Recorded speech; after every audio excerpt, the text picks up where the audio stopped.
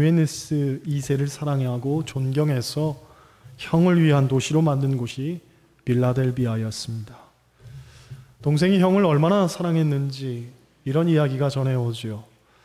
한 번은 간신배들이 왕을 없애고 싶어서 형인 이 왕이 살해됐다는 헛소문을 만들어서 동생에게 찾아갑니다. 형이 죽었으니 당신이 왕이 되시오 하고 부탁을 했는데, 동생이 하는 말이 형이 죽었으면 형의 아들인 조카가 당연히 왕이 되어야지 내가 어떻게 왕이 될 수 있겠는가 하고 거절하면서 형의 죽음을 통탄해 하더라는 거예요. 권력 앞에서는 형제지간도 없고 부자지간도 없는 것이 무서운 현실인데, 동생은 권력보다도 형을 더 사랑하는 마음을 갖고 있었던 거죠. 물론 형은 죽지 않았고 그래서 간신배들의 음모가 실패로 돌아갔다는 그런 이야기입니다. 아무튼 사랑하는 형을 위해서 만든 도시였기 때문에 대충 만들지 않았을 겁니다. 아주 전략적으로 만들었습니다. 행정과 문화와 예술과 교통의 중심지로 만들려고 아주 막대한 규모의 자금을 쏟아부었습니다. 그런데 결론적으로는 실패하죠. 왜냐하면 그 당시 이 일대에 큰 지진이 잦아서 지진으로 모든 것이 무너지고 망가져 버립니다. 결국 지진의 피해가 계속되니까 사람들은 떠나가고 나중에 그 도시에는 1000여 명도 남지 않았다고 합니다. 여러분 생각해 보면 사람이 자기가 살던 터전을 떠나려고 해도 몇 가지 요건이 충족돼야 됩니다. 먼저는 돈이 있어야 되겠죠. 지금까지 살던 곳을 버리고 다른 데 가서 살려면 그래도 돈이 있어야 됩니다. 만약 돈이 없다면 어떻게 해야 되겠습니까? 친척이나 지인이라도 있어야 되겠죠. 아는 사람이라도 있어야 비빌 언덕이 있는 것 아닙니까? 그런데 돈도 없고 친척도 없고 아는 사람도 없고 그러면 무엇이라도 커야 돼요. 간이라도 커야 됩니다. 산입에 거미줄 치겠냐? 소위 깡다구가 있어야 그래도 떠날 수 있겠죠. 그런 면에서 본다면 떠나지 못하고 남아있는 사람들은 어떤 사람들이 남았겠습니까? 결국 이 세 가지 중에 하나도 충족시키지 못한 사람들이 남게 되는 거예요. 돈도 없고 친척도 없고 성격은 우유부단해서 계속된 지진에도 그냥 체념하고 포기하고 시리에 빠진 사람들이 남아있는 거죠. 안타깝게도 빌라델비아 교회는 바로 그런 사람들이 모인 교회였습니다. 가진 것도 없고 용기도 없고 이렇다 할 만하게 내세울 것도 없는 그런 사람들이었습니다. 그러니 빌라델비아 교회도 가난한 교회였고 아픔과 상처가 많았던 교회였습니다.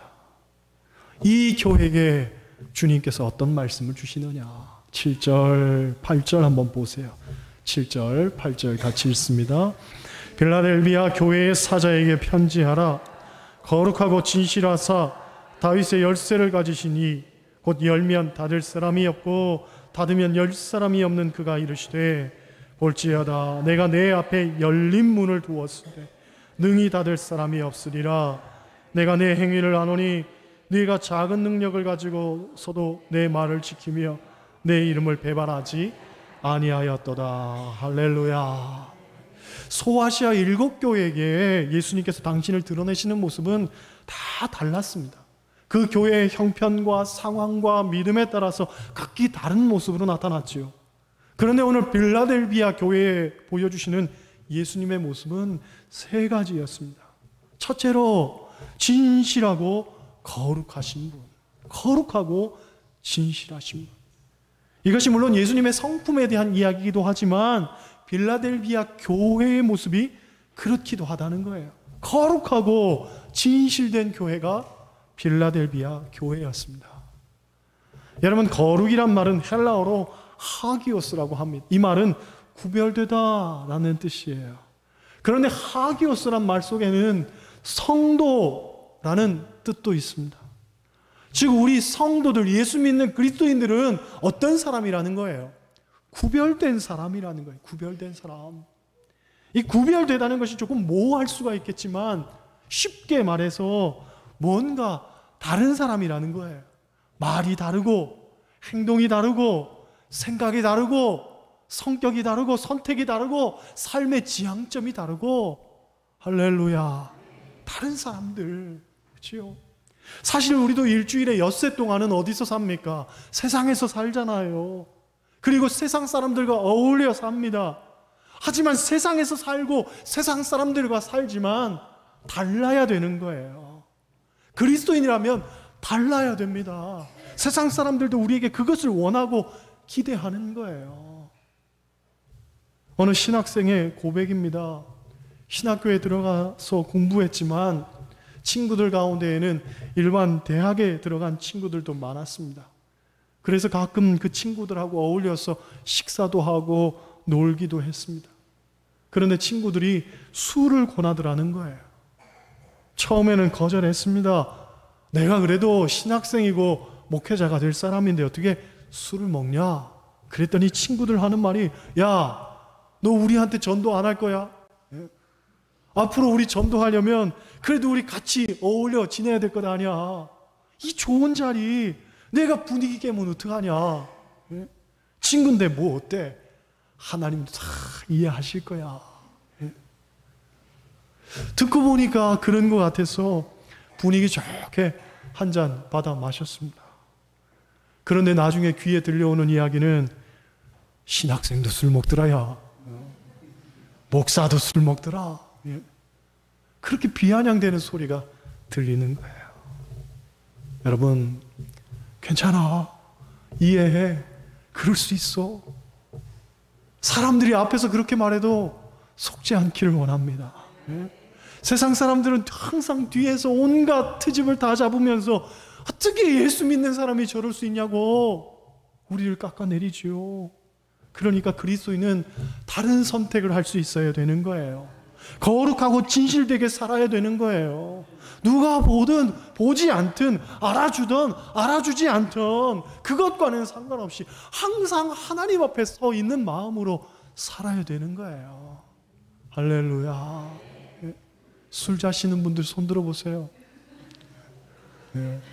끊으시길 바랍니다. 두 번째로 예수님을 어떻게 소개하냐? 다윗의 열쇠를 가지시니 라고 말합니다. 다윗의 열쇠를 가지시니. 이 표현은 이사야 22장에 나온 말씀을 인용한 건데 이것은 권세와 통치를 상징하는 거예요. 그러면서 무엇이라고 고백하냐면 열면 닫을 사람이 없고 닫으면 열 사람이 없느니 이렇게 말합니다. 곧 하나님이 축복하는 사람은 아무리 누가 방해를 하고 회방을 놓아도 축복을 받는다는 거지요.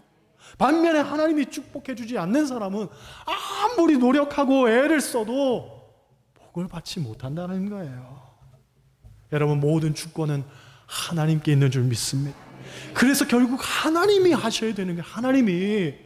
지난주에 우리가 신명기 28장에 이 복에 관한 말씀을 공부했지만 하나님이 축복하는 사람은 어떤 사람입니까? 하나님이 축복하시려고 하니까 성읍에서도 복을 받고 들에서도 복을 받고 자녀도 복을 받고 짐승의 새끼도 복을 받고 광주리와 떡반죽도 복을 받고 들어와도 복을 받고 나아가도 복을 받고 할렐루야. 다른 거 기억하지 못해도 무엇만 기억하라고 했습니까? 들어가도 복을 받고 나와도 복을 받고 들어가도 복을 받고 나와도 복을 받고. 하나님이 축복하시니까 별로 복에 관심이 없으신가 봐요. 아멘도 안 하시는 거 보니까. 하나님이 축복하시면 들어가도 복을 받고 나와도 복을 받고 들에 가도 복을 받고 광주리도 복을 받고 집에 있는 짐승 새끼도 복을 받고 다 복을 받는 거예요. 저 때문에 여러분 복을 받으시길 바랍니다. 여러분 때문에 저희가 복을 받기를 원합니다. 여러분 때문에 우리 교회가 복을 받기를 원합니다. 여러분 때문에 여러분 집에 있는 강아지 새끼도 복을 받기를 원합니다. 할렐루야. 그렇다는 거예요. 그렇다는 거예요. 들어가도 복을 받고 나와도 복을 받고. 하나님이 여시니까, 하나님이 복을 주시니까 뭘 해도 복을 받는다는 거예요. 그런데 문제는 뭡니까? 하나님이 닫으시면 힘쓰고 애쓰고 수고해도 그 길을 한자나도 할 수 없다는 거예요. 안 되더라는 거예요. 안 되더라는 거예요. 하나님이 닫으시면 안 되는 거예요. 우리가 그걸 많이 경험하잖아요. 분명히 들어오는 수입은 있는 것 같은데, 많이 벌기도 버는 것 같은데, 계산해 보면 남는 게 없어요. 어디 간지 아무것도 없어요. 통장 잔액이. 하나님이 지켜주지 않으시니까 나가버리는 거예요. 하나님이 닫아버리니까 어떤 것도 얻을 수가 없는 거예요. 그러니까 여러분, 하나님이 도와주셔야 되는 거예요. 하나님이 복 주셔야 되는 거예요. 할렐루야. 세 번째로 예수님에 대해서 어떻게 이야기하냐? 내 행위를 아는 분이다, 이렇게 이야기합니다. 우리가 어떤 생각을 하고 어떤 선택을 하며 또 우리가 어떤 삶을 사는지 내 행위를 하나님 다 아신다는 거예요. 눈동자같이 지켜보고 계신다는 거예요. 그러니까 우리가 해야 할 일은 두 가지죠. 하나는 죄악된 삶을 살면 안 되는 것이고, 또 하나 선을 행하되 낙심하지 말아야 되는 거예요. 하나님 아시니까 우리의 부끄러움과 수치와 죄악도 아시지만 우리가 베풀고 나누고 선을 행하는 그 삶도 하나님 아셔서 갚아주신다는 거예요.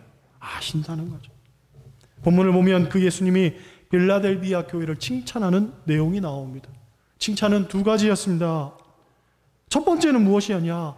내가 작은 능력을 가지고도 내 말을 지켰다. 할렐루야. 따라 하시겠어요? 작은 능력으로도 내 말을 지켰다. 빌라델비아에 사는 사람들이 경제적으로 궁핍하고 너무나 어려운 삶을 살았기 때문에 빌라델비아 교회도 역시 크지 않은 교회였을 겁니다. 하지만 그 작은 능력으로 온전히 주님을 위해 살았다는 거죠. 여러분, 이것이 중요합니다. 많은 사람들이 작은 것을 부끄러워합니다. 작은 지식, 작은 재산, 작은 시간, 그 작은 것 때문에 열등감에 빠지고 무력감을 느끼죠. 그게 무가치하다고 생각합니다. 그러나 아니에요. 주님은 작은 것을 기뻐하시는 분입니다. 성경의 가장 큰 역사를 일으켰던 기적은 오병이어라는 이 작은 것에서부터 시작이 됐습니다. 주님의 가장 큰 칭찬을 받았던 헌금은 과부가 드렸던 2렙돈의 작은 돈이었습니다. 달란트의 비유 가운데서도 주님이 하신 말씀이 내가 작은 일에 충성하였음에 하고 칭찬하시죠. 여러분, 교회는 외형에 있는 게 아닙니다. 큰 것만 추구해서는 안 됩니다. 작아도 그것을 온전히 주님을 위해서 사용할 수 있다면 얼마든지 주님 안에서 그것이 큰 것이 될 줄로 믿습니다. 성경을 보면 이스라엘 백성들이 한 번은 하나님께 책망을 받은 적이 있습니다. 그들이 바벨론에서 70년간 포로 생활을 하다가 해방이 돼서 조국에 돌아와 성전을 건축하게 됐습니다. 이 스룹바벨이라는 사람을 중심으로 해서 지은 성전이라고 해서 스룹바벨 성전이라고 불렀습니다. 그런데 그 성전의 규모가 옛날 이스라엘의 황금 시대였던 솔로몬 성전과 비교하면 너무 초라하고 볼품없었나 봅니다. 그러니 사람들이 그 성전을 보면서 왜 이렇게 작냐고, 왜 이렇게 볼품없냐고, 보잘것없냐고 그렇게 말을 했는 모양이지요. 스가랴서 4장 10절을 보면 하나님 말씀하시기를 작은 날의 일이라고 멸시하는 자가 누구냐 하고 책망하십니다. 외형적인 크기가 중요한 게 아닌데 사람들은 그 속에 있는 진심을 보지 못하고 작다고 부끄러워했다는 거지요.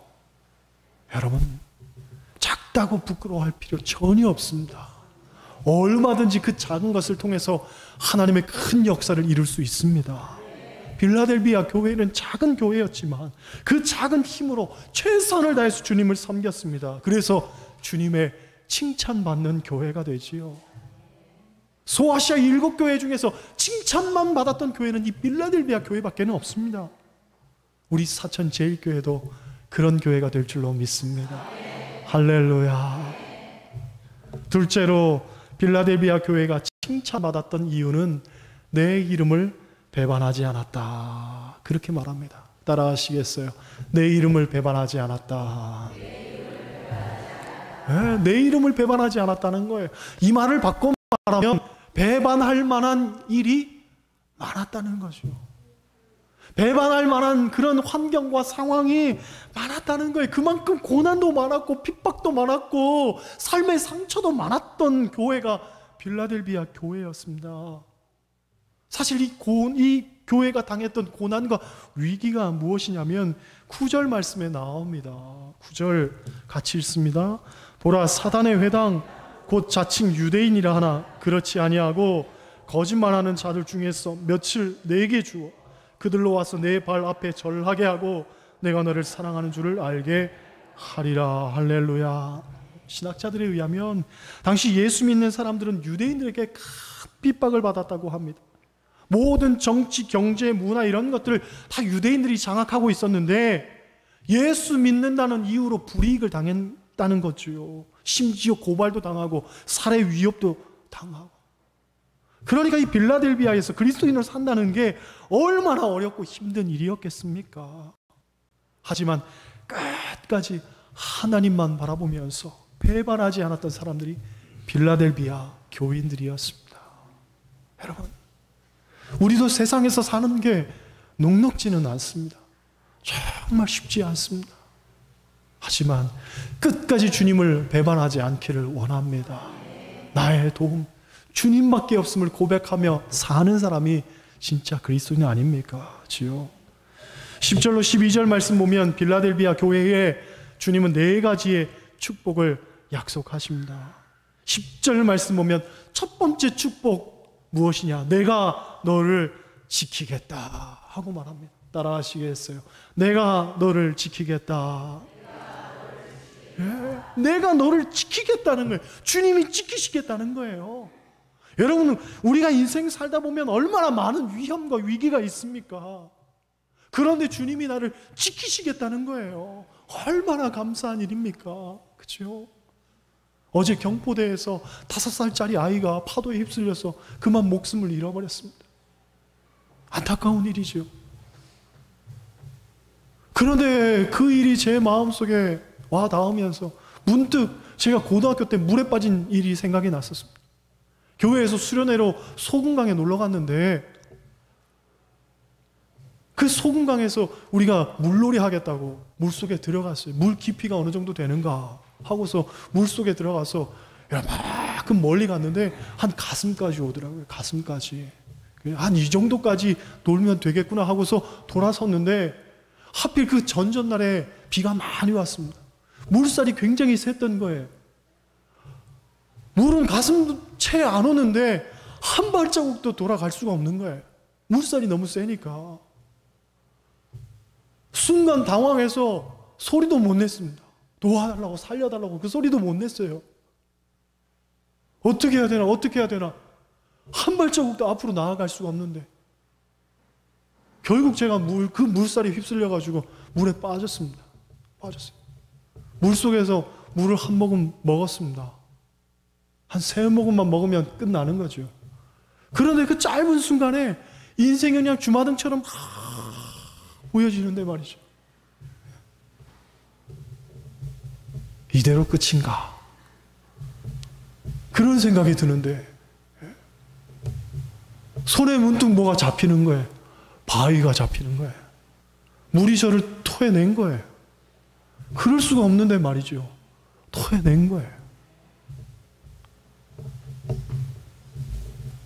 그 일이 생각이 나면서 왜 물이 나를 토해냈을까?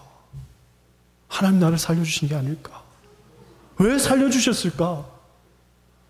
여러분 만나라고 살려주신 거 아닐까? 그치요? 하나님이 지켜주셔야 되는 거예요. 하나님이. 우리가 좋아하는 찬양 가운데 그런 찬양이 있잖아요. 하나님은 너를 지키시는 자 너의 우편에 그늘 되시니 낮의 해와 밤의 달도 너를 해치 못하리. 하나님은 너를 지키시는 자 너의 환난을 면케하시니 그가 너를 지키시리라. 너의 출입을 지키시리라. 할렐루야. 이 찬양의 배경은 광야입니다. 광야. 이스라엘 백성이 통과했던 광야는 사람이 거처하거나 통과하기가 너무나 힘든 곳입니다. 일교차가 너무 커서 낮에는 일사병으로 쓰러질 만큼 폭염이 계속되다가 밤에는 엄청난 추위가 몰아닥치죠. 마실 물이 없어서 목말라 죽기 십상이고, 독사와 맹수가 들끓기 때문에 언제 이것들로부터 해를 당할지 예측 불허입니다. 거기다 먹을 것 구하는 건 하늘의 별 따기처럼 어렵지요. 마실 물을 구하는 것도 마찬가지입니다. 그래서 성경은 그곳을 가리켜 황무지다, 짐승이 부르짖는 광야다, 그렇게 표현을 합니다. 그런데 거기서도 하나님은 이스라엘 백성들을 지키셨습니다. 낮에는 구름 기둥으로, 밤에는 불 기둥으로, 아침에는 만나와 또 메추라기로 먹이셨고, 반석에서 샘이 나게 하셨습니다. 그 하나님이 여러분을 지키실 줄로 믿습니다. 할렐루야. 두 번째 축복은 무엇이냐? 시험의 때를 면하게 하겠다. 시험의 때를 면하게 하겠다. 신앙생활 하면서 우리가 착각하는 것은 예수 믿으면 시험이 없을 거라는 생각이죠. 그러나 시험은 항상 도사리고 있고 누구에게나 찾아오는 법입니다. 아니, 오히려 믿는 자들에게 더 찾아올 수도 있습니다. 문제는 이 시험을 보는 우리의 관점이죠. 믿기 전에는 이 시험이 우리에게 실망을 주고 좌절하게 하고 낙심하게 만드는 일이었지만, 예수 그리스도를 믿는 우리에게는 시험이 한 걸음 더 도약하게 되는, 우리를 연단시키는 어떤 계기가 되는 거죠. 그래서 야고보 기자는 어떤 이야기를 하냐면, 너희가 여러 가지 시험을 만나거든 온전히 기쁘게 여기라. 기쁘게 여기라는 게, 왜? 그 시험으로 말미암아 우리가 더 성장하게 되고 더욱 하나님을 의지하는 방법을 배우게 되고 그리스도의 성품을 담게 되니까. 그렇죠? 기쁘게 여기라는 거예요. 그래서 궁극적으로 시험의 때를 면하는 것은 시험을 안 당하는 게 아니라, 시험을 당해도 주님과 함께 있기 때문에 그것이 시험으로 못 느껴지고 얼마든지 우리가 기쁘게 이걸 이길 수 있게 되는 거죠. 주님과 더불어 늘 시험을 이기며 사시길 바랍니다. 세 번째 축복은 12절이 나옵니다. 12절 같이 읽겠습니다. 이기는 자는 내 하나님 성전의 기둥이 되게 하리니 그가 결코 다시 나가지 아니하리라. 내가 하나님의 이름과 하나님의 성 곧 하늘에서 내 하나님께로부터 내려오는 새 예루살렘의 이름과 나의 새 이름을 그 위에 기록하리라. 아멘. 성전의 기둥이 되게 하는 축복. 앞서 이야기했던 것처럼 빌라델비아 지역에는 큰 지진이 잦아서 건물들이 무너지고 붕괴돼서 폐허가 되어 온전한 것이 하나도 남아있지 않았다고 해도 과언이 아니었습니다. 그런 곳에서 사는 이 사람들의 삶에 가장 바라고 원하는 소원은 무엇이겠습니까? 다른 것 아닙니다. 더 이상 지진이 없고 그냥 내가 살던 이 터전이 무너지지만 않았어도 좋겠다. 그렇죠? 엄청나게 큰 소원은 아니었습니다. 하지만 그들이 정말 바라고 꿈꾸던 궁극적 소원, 무너지지 않는 그 기둥, 그렇죠? 절대 무너지지 않는 기둥, 그 소원을 하나님께서 이루게 해주시겠다는 거예요. 내가 정말 원하고 바라던 것이 이루어지는 이 축복이 정말 궁극적 축복 아닙니까? 여러분에게도 이런 축복이 있기를 원합니다. 나의 삶에 가장 바라고 원하는 것, 이것이 이루어지는 축복. 할렐루야. 결론의 말씀입니다. 마지막으로 주님께서 당부하시는 것이 11절에 나옵니다. 11절 같이 읽겠습니다. 내가 속히 오리니 내가 가진 것을 굳게 잡아 아무도 내 면류관을 빼앗지 못하게 하라. 할렐루야. 내 면류관을 빼앗지 못하게 하라. 중요한 말씀입니다. 왜 중요하냐? 이 말씀을 천천히 우리가 묵상해 보면 우리가 가진 면류관을 자칫하면 빼앗길 수도 있다는 거예요. 면류관이 항구적인 게 아니라 이게 빼앗길 수도 있다는 거예요. 생각해보면 그렇잖아요. 수많은 교회와 믿음의 선배들이 주님이 약속하셨던 그런 면류관을, 소위 하나님이 주시는 그 축복을 경험하고 그들 삶에 누리면서 살았습니다. 그런데 끝까지 하나님만 바라보며 승리하며 살았던 사람 얼마나 됩니까? 정말 충성스러운 일꾼이었는데 더 이상 우리 교회에서 보이지는 않습니다. 정말 하나님께서 베풀어 주셨던 축복인데, 그 축복을 누렸던 사람인데 도대체 그 사람 어디 갔습니까? 그럴 수 있다는 거예요. 그럴 수 있다는 거예요. 하나님 주신 면류관을 놓치는 사람들이 있더라는 거예요. 하나님이 주시는 복을 빼앗기는 사람이 있더라는 거예요. 여러분, 신앙생활은 끝까지 하는 겁니다. 끝까지 승리해야 됩니다. 잠시 승리했다가 넘어지는 믿음 되면 안 됩니다. 잠시 축복받았지만 그 축복이 도리어 화가 되어서 무너져버리는 인생 되면 안 됩니다. 주님 위해서 충성했던 일꾼이었는데 세상 좋아서 믿음 버리고 돌아서는 이가 되면 안 된단 말이지요. 결국 우리에게 주신 이 면류관, 곧 하나님의 축복을 빼앗기면 안 되는 거예요. 복 위에 복이 더해주는 축복을 누려야지. 그치요? 더 큰 축복을 누려야지요. 너희는 더 큰 은사를 사모하라고 이야기했잖아요. 더 진보가 있어지고 더 풍성해지고 더 넘치는 삶을 살아야지, 하나님께서 주신 것 거기에 안주하다가, 아니 안주도 아니지요. 그냥 그것에 만족하면서 오히려 내 시선을 세상 가운데 돌려버려서 하나님 주신 축복이 화가 되는 경우가 얼마나 허다합니까? 빼앗기지 않기를 원합니다. 오늘 본문은 내가 가진 것을 굳게 잡으라고 합니다. 굳게 잡아라. 내가 가진 것이 어떤 것인지 모르겠습니다. 그것이 보잘것없고 아무것도 아닌 것일 수 있습니다. 빌라델비아 교인들이 가지고 있었던 것 실제로 그랬습니다. 하지만 그것을 굳게 잡으라는 거예요. 왜? 있는 모습 그대로, 내가 가진 그것 그대로 주님 앞에 고백하며 내어드리면 얼마든지 그것을 통해서도 하나님께서 큰 일을 행하실 수 있으니까. 그렇지요?